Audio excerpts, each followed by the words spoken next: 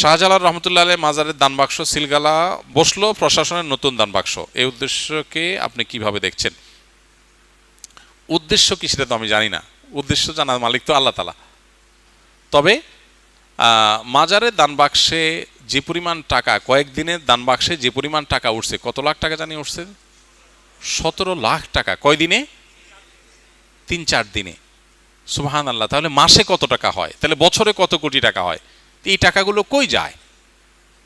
অবশ্যই এই টাকার তসরুপ বা এই টাকা আপনার তথাকথিত খাদেমরা বা পেছনে থাকা লোকেরা যদি টাকা ভোগ করে টাকা পয়সা উড়ায় বা টাকা অন্যায়ভাবে আত্মসাৎ করে, তো সেখানে তো প্রশাসনের কাজ করাই উচিত। প্রশাসন তো এমন এই কাজ যদি সেটাকে দমন করার জন্য হয় এবং এটা প্রপার ইউজের ব্যবস্থা করা হয়, তাহলে এটা প্রশংসনীয় কাজ, অবশ্যই প্রশংসনীয় কাজ। আমাদের দেশে মানুষ কত সহজ সরল। আমরা মাজারে টাকা দেই।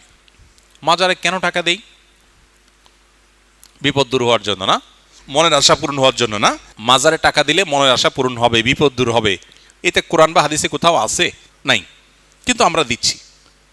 বহু মসজিদ টাকার অভাবে বানানো যাচ্ছে না, বহু মাদ্রাসা টাকার অভাবে ছেলেরা বাচ্চারা খাবার পাচ্ছে না, বহু গরিব মানুষের বাসায় খাবারের ব্যবস্থা নেই, বহু বেকার সামান্য একটু টাকার জন্য বেকারত্ব দূর হচ্ছে না, অথচ মাজারে গিয়া লাখ লাখ কোটি কোটি টাকা মানুষ ঢেলে দিচ্ছে মিথ্যা আশায় যে এখানে দিলে আল্লাহ আমার সমস্যা দূর করে দিবে। আল্লাহ তো বলেন নাই।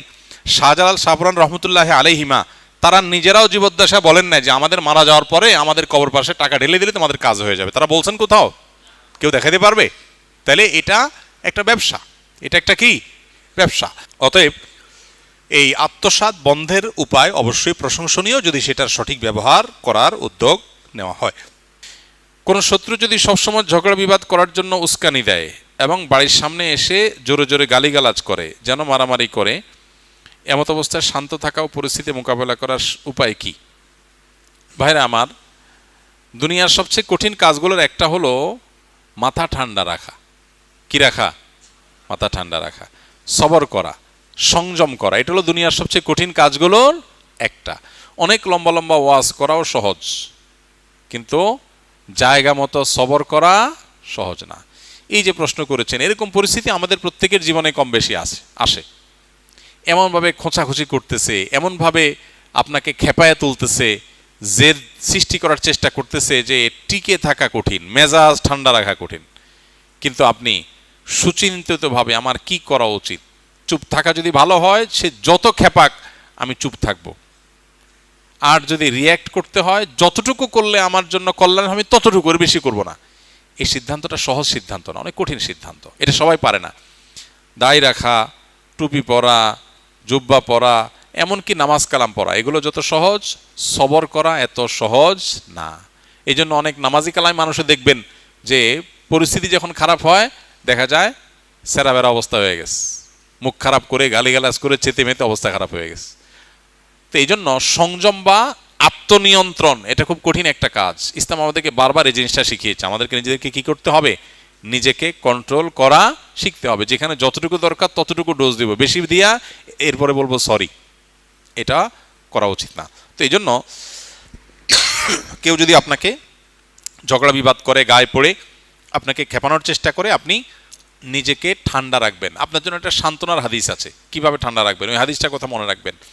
এবং মাঝে মধ্যে এই হাদিস লিখে বাসা বাড়িতে বিভিন্ন জায়গায় লাগা রাখতে পারেন, মোবাইল স্ক্রিনে, কম্পিউটার স্ক্রিনে এটা ভাসিয়ে রাখতে পারেন, যাতে করে আপনার মোটিভেশন হয়। আবু দাউদে বর্ণিত একটা হাদিস নবী করিম সাল্লাল্লাহু আলাইহি সাল্লাম থেকে বর্ণিত হয়েছে। তিনি বলেছেন, আনা জাইমুন বিবাইতিন ফি রাবাদিল জান্নাতি লিমান তারাকাল মিরা ওয়া ইন কানা মুহিক্কা।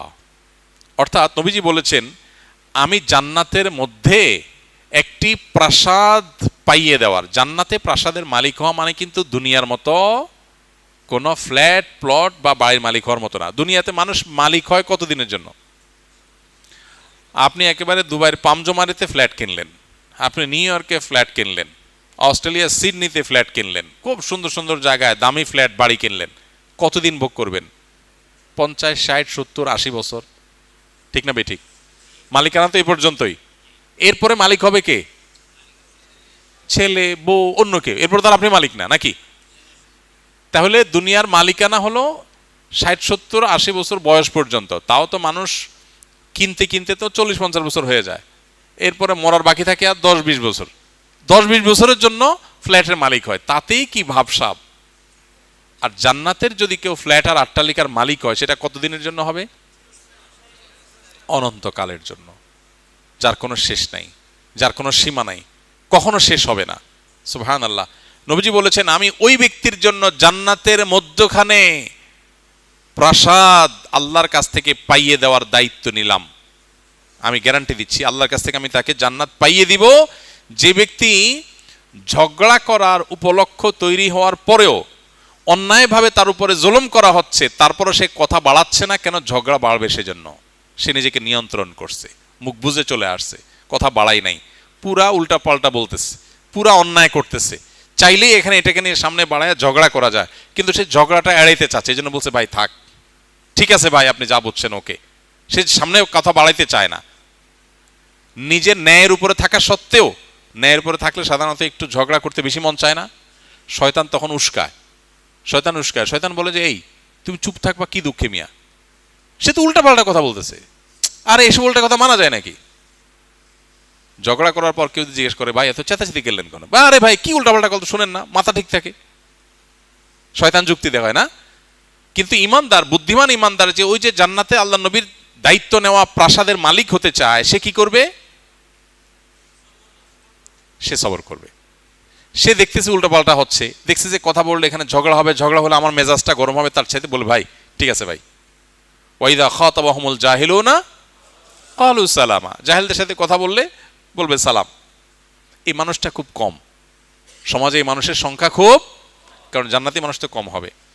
তাহলে এবার দেখেন, যৌক্তিক হোক, আপনার কথাটাই সঠিক, সে উল্টাপাল্টা বলতেছে, ফেসবুকে একজনের পোস্ট লিখছে, আর দেখলে মেজাজটা কি উল্টাপাল্টা কথা বলতেছে, এই জন্য আপনি কমেন্ট বক্সে গিয়া তার গোষ্ঠী উদ্ধার করে গালিগালাজ দিলেন, সে আবার আপনার গোষ্ঠী উদ্ধার করে, আপনি এবার তার দাদার গোষ্ঠী উদ্ধার করলেন। এভাবে আস্তে আস্তে সামনে বাড়তে থাকলো। বুদ্ধিমানের কাজ সম্ভব হলে যৌক্তিকভাবে পারলে তাকে বুঝালাম, আর যদি মনে হয় বুঝাতে গিয়ে উল্টা বরং আমারই মেজাজ গরম হবে একটু পর, তার চাইতে ভালো বলবো ভাই ঠিক আছে আপনারটা নিয়ে আপনি থাকেন, মুস্কি হাসি দিয়ে চলে আসবো। এটা হলো বুদ্ধিমান মানুষের কাজ। ওয়াইজা খাতাবাহুমুল জাহিলুনা ক্বালু সালামা, জাহেলদের সাথে কথা বলবো ভাই সালাম, সালাম ভাই সালাম, থাকো তুমি, আমি ঝগড়াতে নাই। ইমানদারে তো ফালতু সময় না বসে বসে তেনা পেঁচাবে। তো এই জন্য ভাই, গ্রামে শহরে সব জায়গায়, বিশেষ করে গ্রামে তো এগুলো অনেক বেশি হয়। আইল ঠেলা ঠেলি, জমি ঠেলা ঠেলি, গন্ডগোল, ফাসাদ, মানে গায়ের উপরে এসে পড়ে, তাই না? ঠিক রাখা কঠিন, কিন্তু এই কঠিন কাজটা করতে পারলেই জান্নাত পাওয়া যাবে। আল্লাহ আমাদেরকে তৌফিক দান করুন। তাহলে এই হাদিস আমাদের জন্য মোটিভেশন, এই হাদিস আমাদের জন্য বিশাল বড় অনুপ্রেরণা। যদি আমি হক এবং সত্যের উপরে থাকা সত্ত্বেও ঝগড়া না করি, ঝগড়া এড়ায় চলি না ভাই, কথা বাড়ায় ঝগড়া কাজেটি করতে পারবো না, ঝগড়া থেকে বাঁচার চেষ্টা করি, তাহলে জান্নাতের দায়িত্ব নিয়েছেন কে? নবীজি সাল্লাল্লাহু আলাইহি সাল্লাম। তিনি বলেছেন আনা যাইমুন বিবাইতিন ফি রাবাদিল জান্নাতি লিমান তারাকাল মিরা ওয়া ইন কানা মুহিক্কা। দেখেন, সে নিশ্চিত সত্য জানে, তারপরেও সে ঝগড়া করতে চায় না, ঝগড়া এড়ায় চলতে চায়, জান্নাতে প্রাসাদ পাবে সে। আল্লাহ আমাকে আপনাকে সেটা করার তৌফিক দান করুন।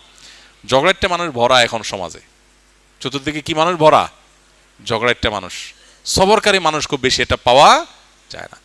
ঠান্ডা মাথার মানুষ হলে আমরা বলি ধোঁড়ার সাপ, লোকটার কোনো সোদবোধ নাই, এত কিছু করলো কিছুই বললো না। আপনারা একজনে গালিগালাজ করে উদ্ধার করে ফেলছে, জমি ঠেলছে, দুনিয়ার উল্টাপাল্টা করছে, আপনি যদি সবর করেন আপনার বউ বলবে তুমি কি পুরুষ না?